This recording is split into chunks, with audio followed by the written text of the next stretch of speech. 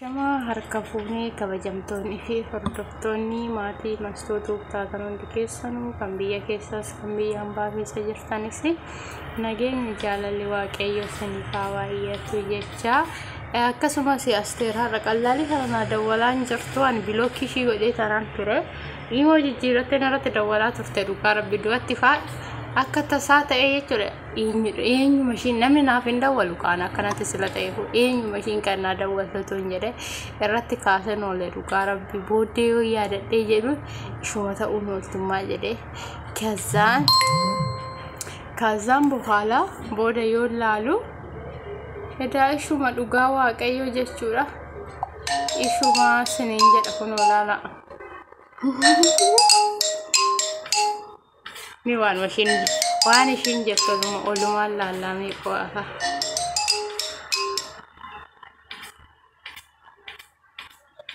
maal taateen taa'e gugguma duwwattiitiin irratti qaxaqqaxaatu jirta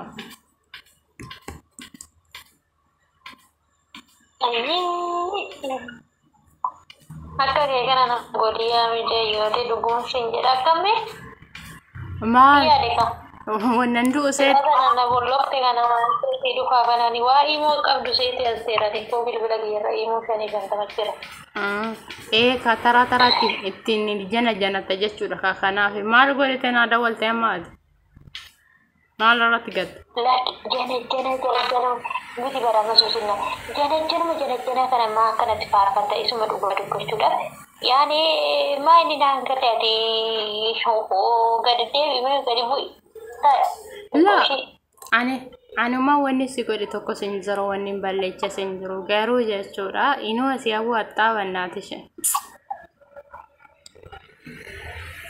Mijaa'ee dhugumaa ani koo jechuudha gistii godhadheetu mana fedhee garaa koo bal'adhee yoo jinaasaara malee koo baxaa jinaarsitee jirta. Tokkoffaa ofuma keetiif bulookii na godhe mucaanii bolloqxee nara jaalattee miraasa jettoo gadi gingilchaa jirta. Eebaasee ana gooddanya kiyya biraan geesseetta daangittiin kaleessa isaanii dabalullee irraa maaliif akkas gochuu dandeessatiin baraatti moo gadi boca baladee. Allah giftito ofuma keeti yoo ittiin malee ani maal godhi jedhe tana itti ma akka lakkoofsa isaati yoo kan gamne hin beektaamti an abbaa manaa kee. Haare eenyutti meree gana eessaa fideenatti meree kana kaleessa jechuudha viidiyoo dirratti narratti ergee maaliif bochu kun maalidha kannaan jechaa ture maal jechuudha. Ani hin beeku ana nan galchi waan akkanaa keessa maaliif ani kan gosa sittaasaa jira malee kan namaa sittaasaa hin jiru sila ta'eefu yoo inni akkasiin jedhe abbaas. Sirriitti si galcha maal si hin galchine handura fidees kana si waa'ee kanaan bootoo riqee ol gadi boorchaa ture si waan ta'eef anas yeroo isaan walitti nadadheetta. Deebistee immoo irratti jaalattetti olii gadi dhoofaa turte ani jechuudha yoo mana xiqqii garuu nan jaaladha. Dhugaa nan jaaladha bakka hallaqa gana jaalatee nan jaaladha maanni yaate kana si goggoodhu. Ani waan biraa siniin hin jenne ammallee olitti sinaa ho'isuu siin jedhee tanan bilookii si godhee miti maal godhinaa dawwalte amma bar sababni dhimma maaltu narratti si hafee dhabar maal irratti gattee naa dawwalte bakka hojjennumaan jiraadhaa siin jedhe bee. Isin haalumti kan keenaa galuu diddeekamee yoo wanni akka qabaatullee qabbanooftee tanaan kaakalee sammuu mana kuusana torbaanan. Ani yaa xiqqoo shitas gurgurtee ta'ee tanani bilbila sanaan garuu bilookii jala na baati. Yoo kan dubbiin kuni fagaatiin asumatti yaani gabaabsineetuma hiikna yoo jette ta'ee bilookii jalaas na baasi. Mucaas gurgurteetta bisas bilookii jalaa baasi. Anas odoo jireenya koo nan diigina akkuma jireenya koo na diigdeettu sana asillee jireenya koo diiggaarta. Kanaafuu bilookii jalaa baasiti mucaa walitti sin araarsa.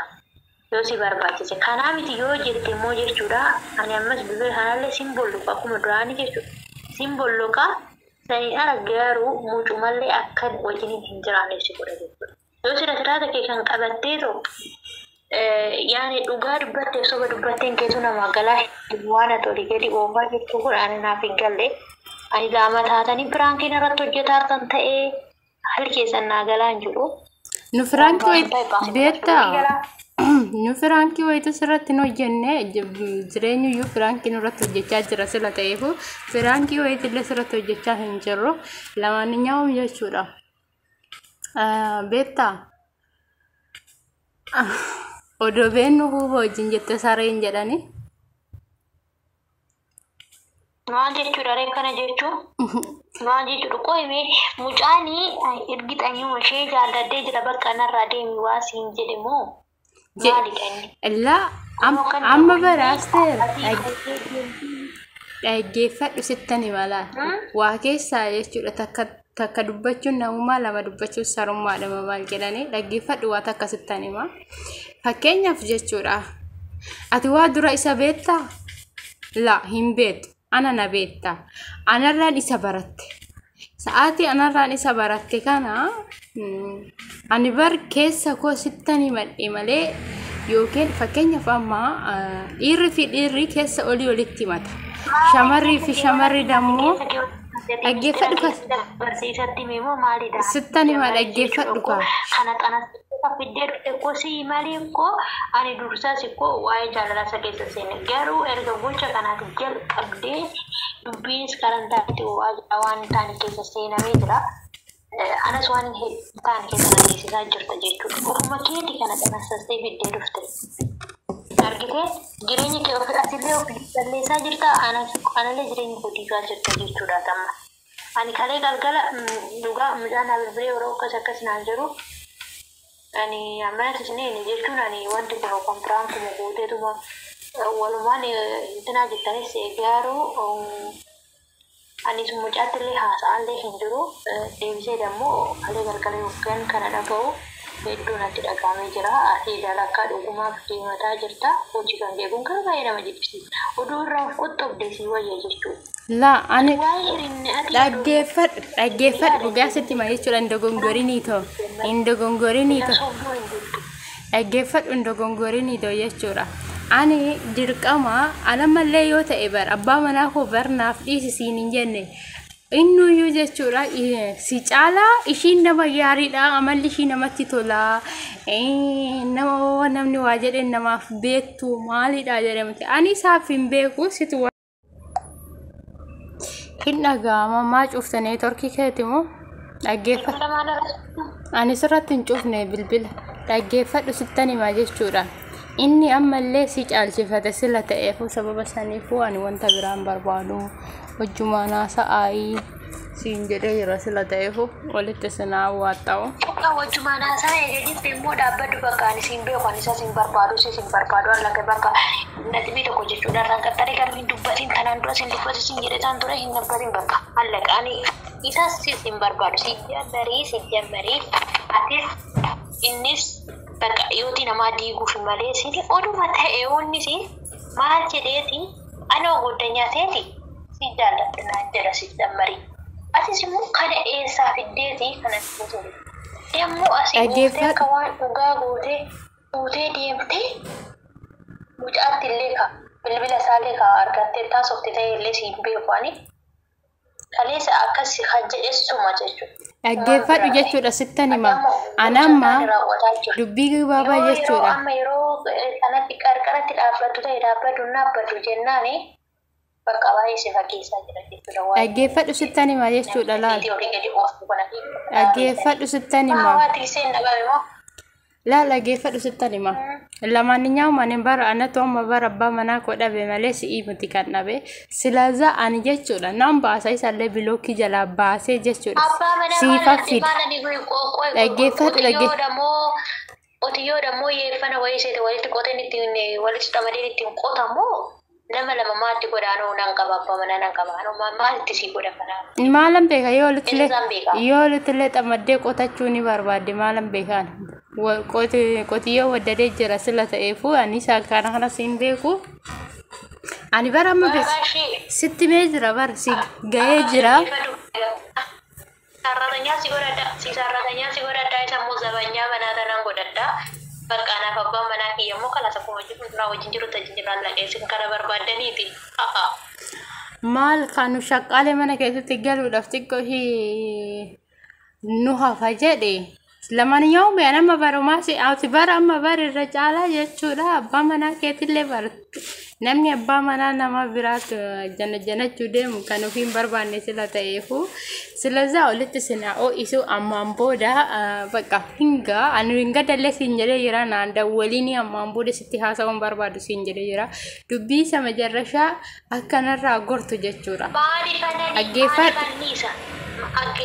Adifannisa dubbiin taane koo dubbii qunceeniin fiddee dhufteeti walitti xamaxamte dubbii kan qabne walitti xamaxamteeti maafan ushidha ati koo abbaa manaa kootiin gaddaa an abbaa manaa keessatti hin dubbanne ani abbaa man sitti mee jira abbaa manaa kee lakkoofsa isaan qabu sumatu dubbate eessaa fide maaliif ati godinyaa ta'e irratti akkana hojjetta ana irratti illee kana goota'e kan naan jedhe maal jechuudha ati kana gochuun kan kee garuu ati amma lamisaale guruubii walitti siniidha isa har'a biloogiin hangoliin biloogii jalaa baasii mucaasi walitti siniidha yaane keessan himadha kanaan booda bakka zimminarraa jedhe fidadhu ati abbaa manaa keetis fidi anitti nimni abbaa manaa keetitti an wajjiniinuun haasofne lakkoofsa isaattillee hin qabu waliin hin haasofne siin jedhe jira yoo inni soosinnaa sitti natti hime yoo inni siin jedhe anatu sobduudhaan ta'asaniin booda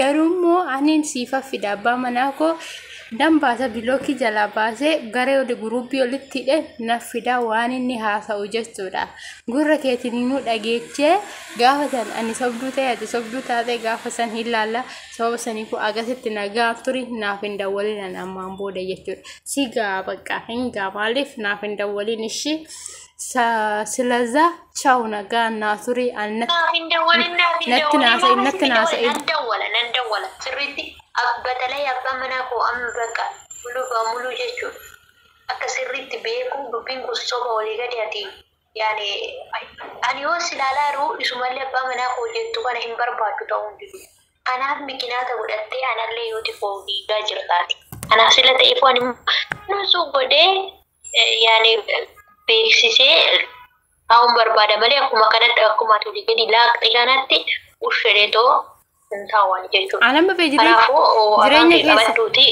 dubbii sobaa kee olii gadi bukeessitu kana tasgabbaa'eefi. Jireenya keessan keessa nan galchu. Jireenya keessa nan galchu barchaa'u amma bara dubbii gabaabaa uumaasiin jechaan jiru hin barbaadu sinis wajjinis haasa'uun barbaadu wajjinis haasa'uun barbaadu siifa fida isaa saniin booda na wajjin haasa'in sigaa siin jedhe bar waan biraa siin hin jenne bakka turtii gaarii siifaa ta'u.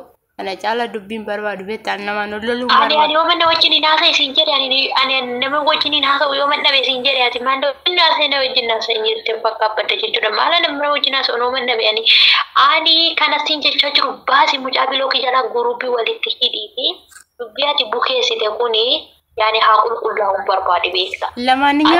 Lamaaniyyaan jechuudha lama dubbii gabaabaa jechuudha. Yaan galchitee karaa nambaastee karaa simbuusaa jirta iimurra teessee waree kee qaddada oolta bilookii nu goote waan ta'eef afaan kee qabadduuti gochitee kana dubbii akkana gochaa jirtu kana sirreessitii gartaa'i dhimma keeti sila abbaa manaati keetii fi sila keetiin hangalchu. Silazaa bakka natti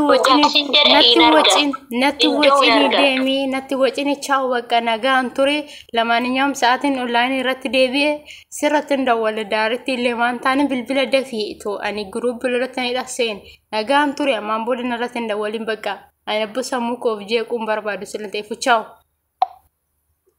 Malabbo awasaa dafuni jedhe akkasii isinin jedha haga viidiyoo biraatti walitti deebinutti turtii gaarii isiniif haa ta'u akkasii isinin jedha oolmaa gaarii.